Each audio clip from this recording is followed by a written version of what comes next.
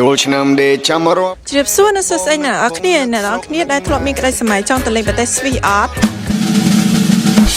ថ្ងៃនេះខ្ញុំនឹងនាំស្វីសមករកអ្នកទាំងអស់គ្នាវិញដើម្បីជាកាដូនៅចូលឆ្នាំខាងមុខនេះពួកយើងនឹងនាំយកនៅកម្មវិធីដ៏ពិសេសមួយដើម្បីចែកជូនដល់បងប្អូនទាំងអស់គ្នាកម្មវិធីមួយយើគឺព្រឹត្តិការណ៍ដ៏អស្ចារ្យមួយដែលមានឈ្មោះថា Explore Space ដែលកម្មវិធីនេះដែរនឹងនាំឱកាសឲ្យអ្នកទាំងអស់គ្នាបានយល់ដឹងអំពី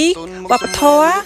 ការអប់រំក៏ដូចជាចុងភៅមកពីប្រទេសស្វីសផ្ទាល់ផងដែរលុយម៉េះគេធ្វើនៅថ្ងៃណាដែលកម្មវិធីនោះដែរប្រារព្ធនៅថ្ងៃទី7មេសាដែលនៅក្នុងវេលាម៉ោង 4:30 នាទីនិង 6:30 នាទីល្ងាចដែលទីតាំងនោះដែរគឺស្ថិតនៅក្នុង Memorial Palace នៅជិតផ្សារក្រោមហើយចោលម្នាក់អស់ម៉ានអត់ទេបង free of charge ទេណាយើងចុះឈ្មោះអត់គិតថ្លៃទេ